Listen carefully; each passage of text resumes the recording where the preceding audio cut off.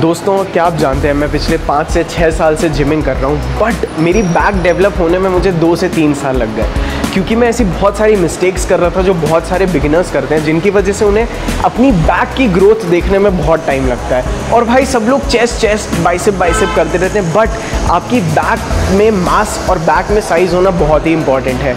तो आज मैं आप लोगों को कुछ ऐसी एक्सरसाइजेस सिखाऊंगा। एक्सरसाइजेस तो शायद आपको पता होगी, बट मैं आप लोगों को ऐसे फॉर्म बताऊंगा जिनकी मदद से अगर आप लोग बहुत सीरियसली जितने रेपिटेशंस मैं बोल रहा हूँ उतने रेपिटेशन, जितने सेट्स मैं बोल रहा हूँ उतने सेट्स, अगर आप इन चीज़ों को बहुत अच्छे से करेंगे तो मैं आपको एक गारंटी देता हूँ। हाँ, एक बात है, आपको अपना प्रोटीन 20-25% अपनी डाइट में ज़्यादा रखना है, और कार्ब्स अगर आप लीन हैं तो आप कार्ब्स बढ़ा सकते हैं, ताकि 6 से 8 हफ्ते जब आप अपने बैक के रूटीन में ये ऐड करेंगे तो आप उसमें एक पोटेंशियल बहुत हैवी ग्रोथ देखने को मिलेगी। आइए सबसे पहली अपनी एक्सरसाइज से स्टार्ट करते हैं, जो कि है wide grip lat pull down. तो भाई देखो, कभी भी ना जब भी आप वाइड ग्रिप वगैरह कर रहे हो, मैं तो बोलूँगा आप कोई भी एक्सरसाइज कर रहे हो तो वेट के पीछे मत भागो। आज मैं आप लोगों को वर्कआउट बता रहा हूँ, इसके लिए हमें ज़्यादा वेट की नहीं, ज़्यादा स्टैमिना और एंड्योरेंस की ज़रूरत है। तो सबसे पहले हम लोग देखते हैं कि हमें लैट पुल डाउन कैसे करना है। सो जब भी आप लोग लैट पुल डाउन शुरू करें, ये कन्फ्यूजन को मैं दूर कर देता हूँ। कई लोग सोचते हैं कि जितनी बाहर ग्रिप है हमें उतनी बाहर पकड़ना है, ऐसा नहीं है। जितनी बाहर आपके शोल्डर्स हैं उससे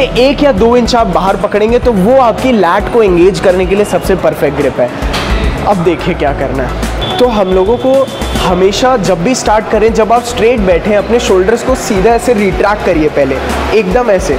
जब आप अपने शोल्डर्स को इस तरह से रिट्रैक्ट कर देंगे तो इसमें आपका लोअर बैक का मूवमेंट बिल्कुल ज़ीरो हो जाएगा, और इस समय ना ही आपके शोल्डर यूज़ होंगे और ना ही आपकी बॉडी का कोई और पार्ट एक्सेप्ट आपकी जो लैट्स हैं वो। हमेशा कोशिश करिए कि आप अपनी लोअर चेस्ट के थोड़ा सा नीचे जाएं। मैंने कई सारे लोगों, देखो काफ़ी सारे फॉर्म्स होते हैं, बट जिस फॉर्म ने मुझे सबसे ज़्यादा रिजल्ट दिया वो ये है कि अपनी लोअर चेस्ट से थोड़ा सा नीचे जाइए आप।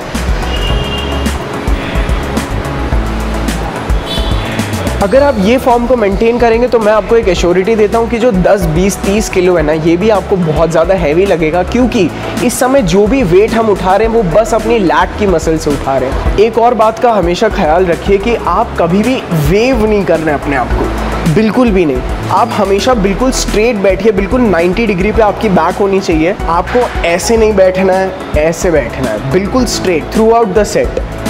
1 2 3 4 5 6। ठीक है, हम लोगों को भले ही हम लोग लास्ट में अगर थक जाए तो हम लोग 1 या 2 रेप में थोड़ा सा मूवमेंट ऐड कर सकते हैं, बट स्टार्टिंग में तो हमें बिल्कुल भी जितनी देर हम लोग ऐसे मेंटेन कर सकते हैं करिए। इससे क्या होगा, आपकी जो लैट की मसल है उसका एंगेजमेंट बहुत ज़्यादा हाई रहेगा। और गाइस जैसे ही आपके लैट पुल डाउन के 15 रेपिटेशंस हो जाएंगे, उसके बाद आप लोगों को सीधा रोइंग स्टार्ट करनी है। ये जो मैं आपको रोइंग सिखा रहा हूँ ये थोड़ी सी डिफरेंट है कन्वेंशनल वाली से।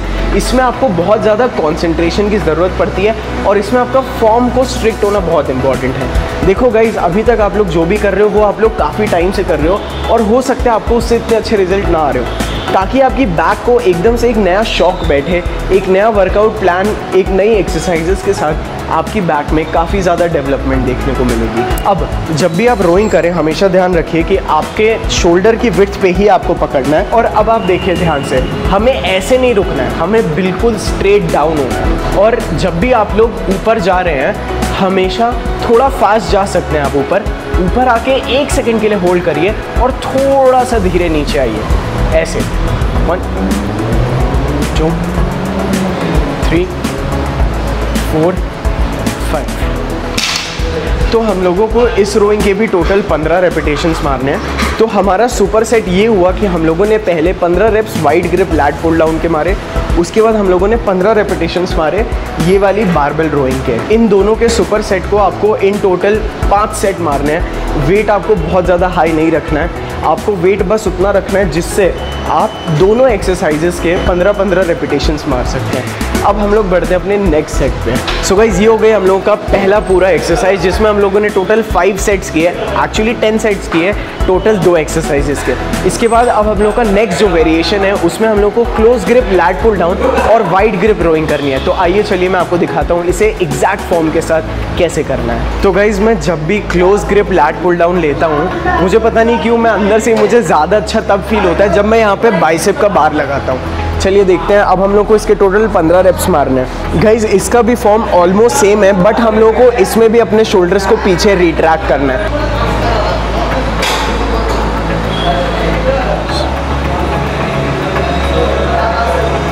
आपका जो रेंज ऑफ मोशन है वो इसमें भी स्लो होना चाहिए दोस्त। आप फास्ट करके चला जाएंगे तो इससे आप कितना भी वेट मार लो आपको कोई फ़र्क नहीं पड़ने वाला, बट अगर आप एक स्लो रिदम में करेंगे तो हमेशा आपको ज़्यादा इफेक्ट आएगा। तो बिल्कुल स्ट्रेट बैठना है, शोल्डर को पीछे रिट्रैक्ट करना है और पुल धीरे से छोड़िए, फास्ट पुल धीरे से छोड़िए, फास्ट पुल 1 सेकेंड होल्ड करिए, धीरे से छोड़िए। आपको कोशिश करनी है आप जब भी नीचे जा रहे हैं आपकी एल्बो जितनी पीछे जा सके, ये जो आपकी एल्बो है आप जितना इसे पीछे लेके जाएंगे ना क्लोज ग्रिप में, ये आपकी बैक को उतना ज़्यादा आपका रेंज ऑफ मोशन बढ़ेगा। तो मैं आपको फटाफट 5 अच्छे से रेपिटेशंस मार के दिखा देता हूँ। आपको वैसे टोटल इसके 15 रेप्स मारने हैं।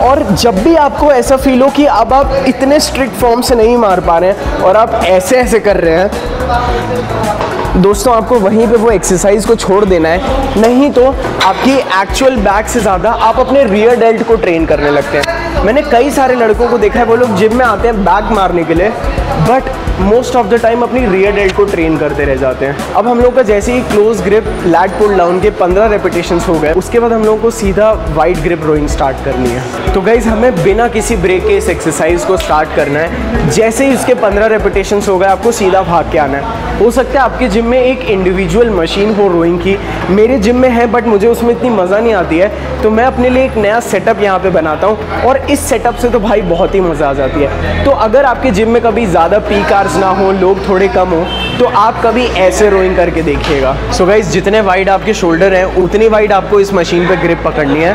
और मैं कई सारे लोगों को देखता हूँ वो रोइंग करते वक्त ना पीछे जाते हैं। आपको पीछे जाना अलाउड नहीं है, आपको 90 डिग्री से आप पीछे नहीं जा सकते, आप थोड़ा सा आगे जा सकते हैं ताकि आपकी लैट्स में थोड़ा स्ट्रेच आए, दैट इज़ ओके, बट आपको पीछे नहीं जाना है, आपको यहाँ पे रुक जाना है। इसमें भी हम लोग सेम रिदम को फॉलो करेंगे।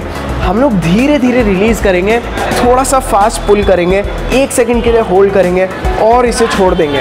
कई सारे लोग इसको इधर लेते हैं, कुछ इधर लेते हैं, बट इसकी जो एग्जैक्ट पोजीशन है वो ये है कि जहाँ पे आपकी नाभि, जहाँ पे आपकी नेवल है, वहाँ पे आपकी रोइंग हमेशा होनी चाहिए, at least in most of the exercises. तो ये है हमारा रेंज ऑफ मोशन।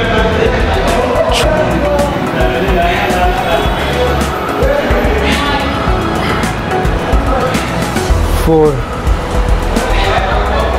5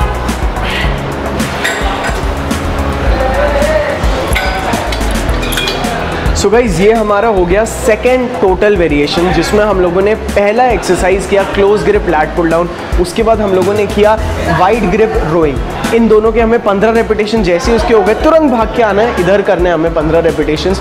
उसके बाद जो हमारा रेस्ट पीरियड है वो 60 सेकेंड्स टू 90 सेकेंड्स हो सकता है। हमारा जो पहला वेरिएशन था जिसमें हमने वाइड ग्रिप के साथ बेंट ओवर रोइंग की थी, उसके हम लोग को टोटल 5 सेट करने थे, बट इस बार अगर हम लोग 4 सेट करें तो भी काफ़ी है।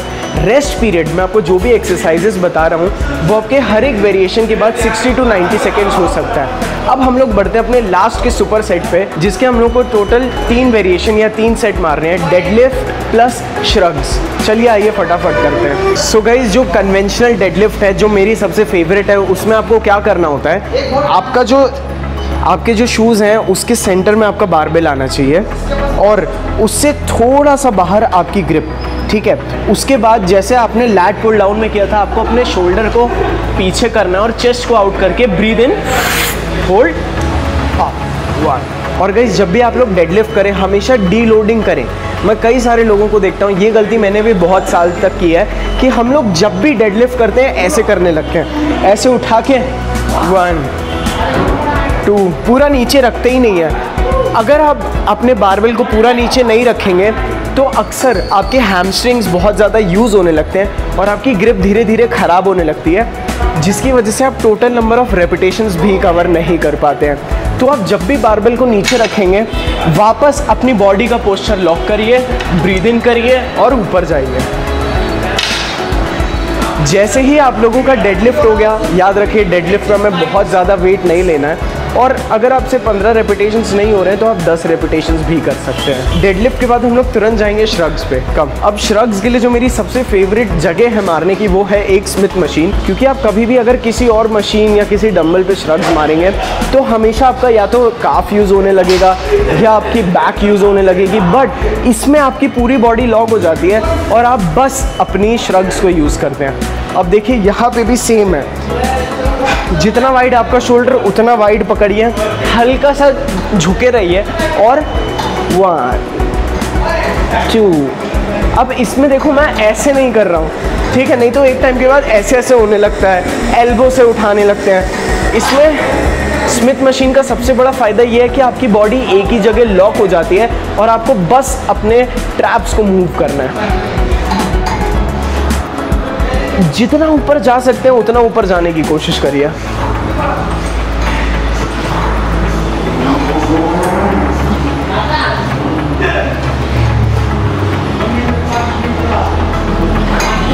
इसके भी आपको टोटल 15 रेपिटेशंस करने हैं। क्योंकि मैं एक नेचुरल लिफ्टर हूँ तो मैं जानता हूँ कि कितना ज़्यादा स्ट्रगल लगता है अपने ट्रैप्स को ग्रो करने में। तो इसका इलाज ये नहीं है कि हैवी वेट्स मार के हमारे ट्रैप्स ग्रो होंगे, हम लोग लाइट वेट से राइट नंबर ऑफ रेपिटेशंस और राइट फॉर्म के साथ बहुत अच्छे से अपने श्रग्स को भी ग्रो कर सकते हैं। 15 रेपिटेशंस डेडलिफ्ट, उसके बाद तुरंत 15 रेपिटेशन श्रग्स के हम लोगों को टोटल 3 सेट करने हैं एज अ सुपर सेट। हर एक सेट के बीच में आपका 60 to 90 सेकेंड्स का गैप आप ले सकते हैं। सो गाइज मैं उम्मीद करता हूँ आप लोगों को मेरा वर्कआउट प्लान अच्छा लगा होगा। मैं आपको इसका लिंक डिस्क्रिप्शन में भी दे दूंगा, लिंक बोल रहा हूँ, पूरा वर्कआउट आपको डिस्क्रिप्शन में भी लिख के दे दूंगा और इसका एक अच्छा सा स्क्रीनशॉट भी स्क्रीन पे अटैच कर दूंगा। आप जब भी ये वर्कआउट को परफॉर्म करें हमेशा अपने आप को हाइड्रेटेड रखिए। तो आप लोगों को थ्रू आउट द वर्कआउट हर एक सेट के बाद आप पानी पीजिए और अपनी डाइट को बिल्कुल ऑन पॉइंट रखिए। दोस्तों आपका प्रोटीन इंटेक हाई होना चाहिए अगर आप ये वाले रूटीन को फॉलो कर रहे हैं। तो दोस्तों आज के लिए बस इतना ही। मैं उम्मीद करता हूँ आप लोगों को वर्कआउट पसंद आया होगा। ऐसे ही ज़बरदस्त वर्कआउट वीडियोस के लिए आप मेरे चैनल को सब्सक्राइब करिए और आपको जो भी प्रॉब्लम है आप मुझे कमेंट करके बताइए, मैं आपको उसका सल्यूशन ला के दूंगा। तो I will see you all in my next another video. I love you all, bye.